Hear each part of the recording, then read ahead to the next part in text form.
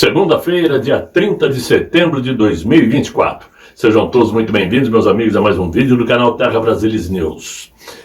Espero encontrá-los todos muito bem para conversarmos um pouco sobre tudo que está acontecendo e que não é pouca coisa, e que também sei que vocês já estão muito bem informados, acompanhando outras mídias, e isso é muito bom, porque o aprendizado é diário, sempre temos que ouvir todos os lados para conseguirmos filtrar o que realmente vale a pena.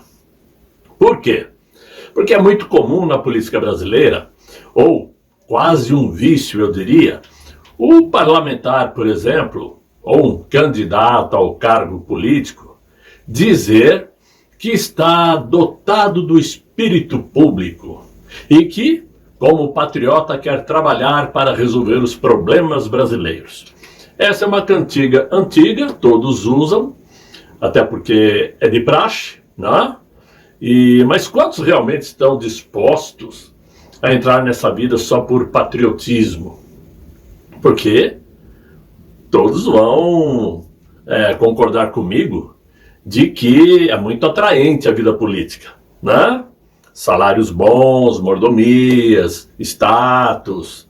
Por isso é difícil nós acreditarmos de olhos fechados em tudo que ouvimos, né? O que o político está afirmando quando diz que está dotado, digamos assim, do espírito público, em outras palavras, ele está afirmando que é uma pessoa sensível para os reclamos da opinião pública, para as necessidades do povo, e que no exercício do poder fará o que o povo quer. É assim que escolhemos os nossos representantes, aqueles que estão lá na Câmara dos Deputados e também no Senado Federal, e nós sabemos o quanto que eles trabalham para o povo. Muito bem. É daí que surge um nascedouro, digamos assim, de problemas que podem transformar o tão sensível político num perigo à solta, numa verdadeira bomba relógio, com uma caneta na mão e um gabinete à disposição. Uma bomba relógio que nunca sabemos quando é que vai explodir. Nem sempre a caneta é uma caneta Bic, né? Muitas ou na maioria das vezes é uma caneta Montblanc, porque o político, quando chega lá em cima, ele gosta, né, de usufruir do que é bom. E é por essas e por outras que é quase certeza de que as coisas serão assim, sairão erradas. E acabam de fato acontecendo aquilo que a gente até prevê. Mas primeiro eu poderia perguntar o seguinte: por que isso acontece? Primeiramente, poderia dizer também que isso acontece por conta da pluralidade da população brasileira. Um país grande, gigante, com hábitos e costumes diferentes, condições de vida diferentes e, portanto, com necessidades diferentes a cada parte desse nosso Brasilzão. E que por isso exige uma habilidade política extrema de quem vai assumir o cargo. Uma experiência política muito grande de quem já está executando planos, projetos no poder. A experiência é fundamental para podermos acreditar que ele realmente fará alguma coisa, o que não é garantia. Porque, como eu disse, nem todos usam caneta Bic. A maioria é caneta Montblanc, terno Armani, carrões, né? Viagens, jantares em restaurantes de luxo. Então é difícil acreditar que esse pessoal vai lembrar do povão nessas horas. Mas poderia dizer também que essas situações podem ocorrer, digamos assim, e pelo seguinte motivo, é até fácil explicar, dizendo que a verba pública, por si só, devida inclusive a casos de corrupção que nós sabemos que existe, acaba servindo de um cobertor curto. Aquele que, quando você cobre a cabeça, descobre os pés. Porque a corrupção está em todas as instituições, nos municípios, nos estados e no governo federal. E o cobertor quase sempre é curto, né? Claro que isso tudo provoca o quê? O descumprimento de promessas de campanha do então candidato, aquele que está prometendo servir ao povo. Daí a importância em prestarmos muita atenção, principalmente nas propostas de campanha, aquelas promessas que são feitas enquanto os candidatos estão vendendo a imagem, pois na maioria das vezes durante a campanha não é muito bem tratada, não é muito bem explicada de que forma será realizada, como que ele vai cumprir aquela promessa. Todo mundo diz que vai fazer, mas não diz como, porque prometer qualquer um promete. Inclusive, temos que prometem picanha na mesa de todos os brasileiros. E nós sabemos como que a vida é, de fato, né? O pessoal está comendo paleta para substituir a picanha, por ser uma carne macia, saborosa também, faz de conta, né? Que é uma picanha. Temos que ter muito cuidado quando depositamos total apoio a um candidato, principalmente se o apoio vem de uma figura pública. E por isso todos nós brasileiros ficamos do lado de cá apontando o dedo em quem está certo ou quem está errado. E até apontamos o dedo também para dizer quem é o traidor. Traidor disto ou daquilo. É tudo o que vemos na atual campanha para as prefeituras dos municípios brasileiros, né? Nos pleitos que vão ocorrer agora, domingo que vem, e principalmente em São Paulo, que tomou conta do noticiário nacional. Até parece que o pleito aqui será presidencial e não para a prefeitura. E nós vimos nesses últimos dias uma campanha do não votem no 55, que eu também apoio. Não tenho por que não apoiar.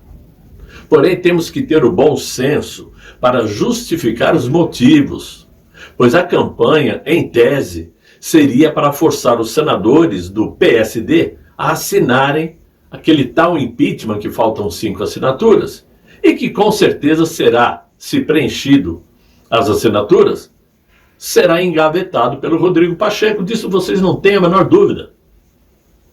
E dos 24 pedidos que já existem contra aquele ministro, será mais um, 25. Ou seja, esse não vote no 55 não diz muito respeito aos candidatos em si que estarão concorrendo para as prefeituras.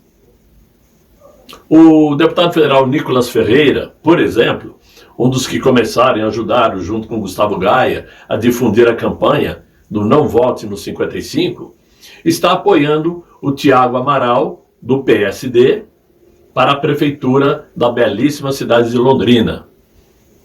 E apoia também o Eduardo Pimentel para prefeito de Curitiba. Ele vai concorrer à prefeitura tendo como vice o Paulo Martins. Esse é o problema da seletividade, que o Nicolas Ferreira disse, quando afirmou que existem candidatos bons e conservadores dentro do PSD, por isso ele está apoiando esses dois, que segundo ele são conservadores. E é verdade, até que se prove o contrário. Só que a questão é a seguinte, que por exemplo em Curitiba, nós temos aí a jornalista Cristina Gremel, que também está concorrendo à prefeitura e tem sido uma jornalista conservadora das mais ativas nesses últimos 5 anos. Nós conhecemos a batalha, a luta dela em defesa dos projetos conservadores, em defesa do nosso ex-presidente, né? E claro, por tudo isso ela merece o nosso apoio. Eu pelo menos considero uma pessoa séria, uma mulher batalhadora, inteligente, que merece o nosso voto.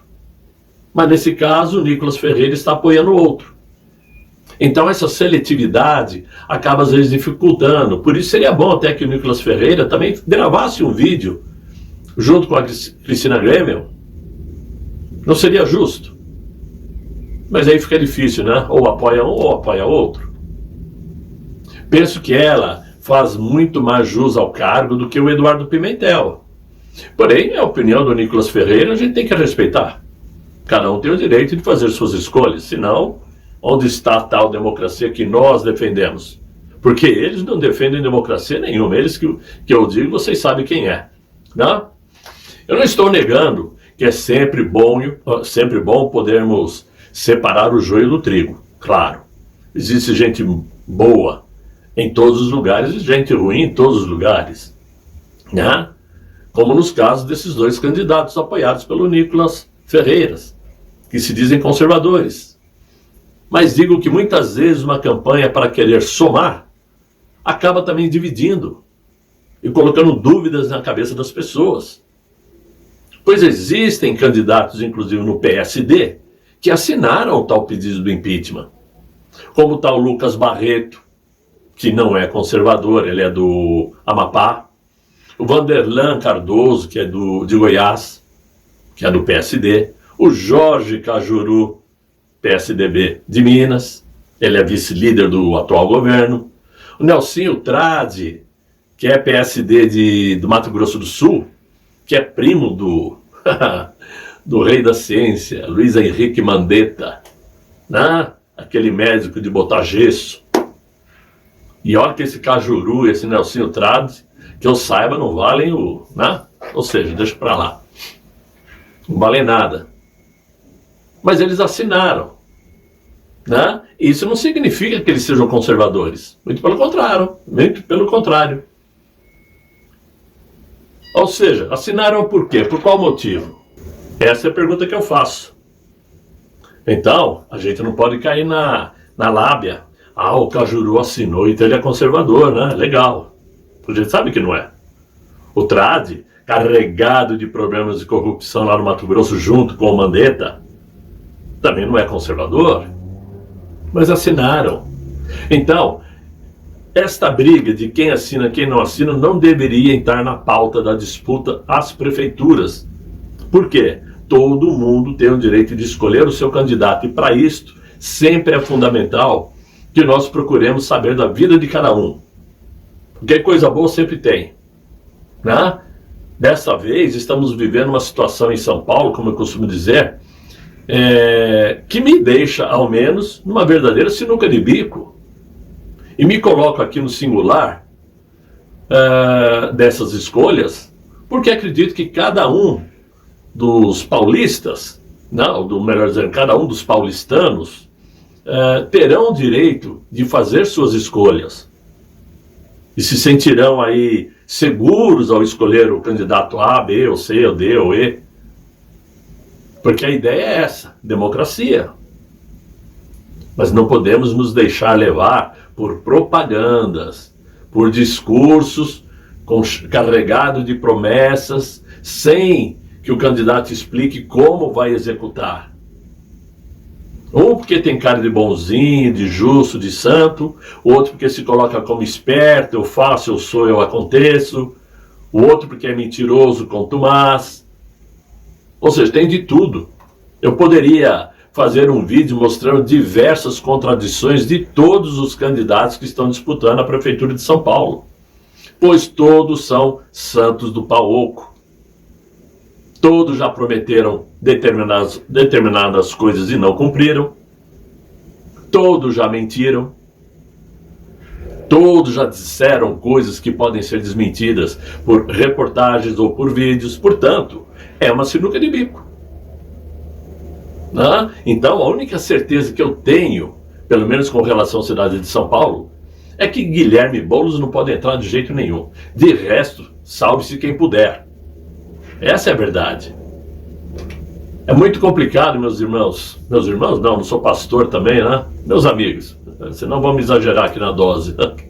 É muito complicado nós defendermos com unhas e dentes determinadas pessoas que chegam do nada, de repente, fazendo promessas que ao longo do tempo nunca ninguém conseguiu cumprir. E quando alguém cumpre, depois passam a ser malhados. Vejam só um simples exemplo, a questão da água para o Nordeste. Quantos governos passaram prometendo água para o Nordeste e nunca ninguém resolveu?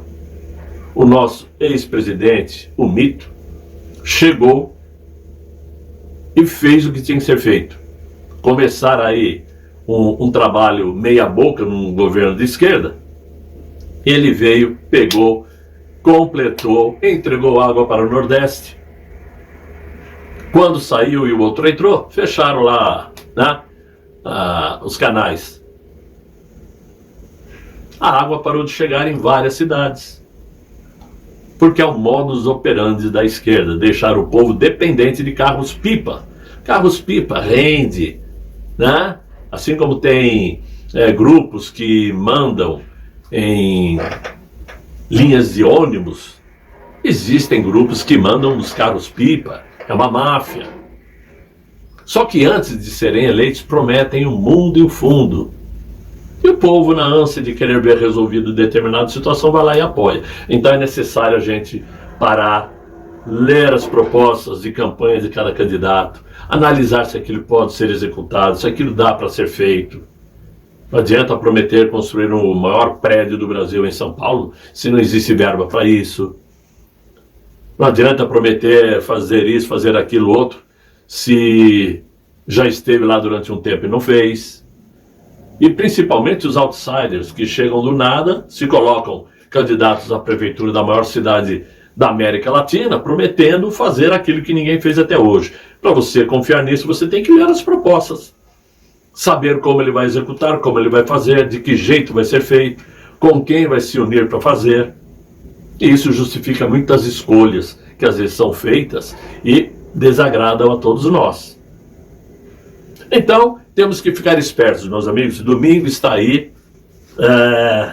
Todo mundo vai ser obrigado, porque no Brasil é obrigado, né? A menos que você não tenha, a menos que você já tenha mais de 70 anos. Todos são obrigados a irem votar ou se justificar para atender uma espécie de ditadura. Porque, em minha opinião, a obrigatoriedade do voto é uma ditadura, né? Não é que nem nos Estados Unidos que vota quem quer e quem não quer nem dá satisfação. Mas aqui é obrigado. Então, já que somos obrigados, vamos prestar atenção direitinho. Ok? É isso que eu tinha no vídeo de hoje para vocês. Tomara que vocês gostaram. Espero que sim. Deixem os likes, se inscrevam no canal, chamem seus amigos para acompanhar o Terra Brasilis News. Conto com vocês. Quem puder colaborar com o canal, eu agradeço. Todo mundo pede, por que eu não posso pedir, né? Ajudem o canal Terra Brasilis News a sobreviver, ok? Conto com vocês, desejo a todos um excelente fim de noite, muito bom descanso. Até amanhã, se Deus quiser, Ele há de querer. Fiquem bem, fiquem com Deus. Tchau, tchau.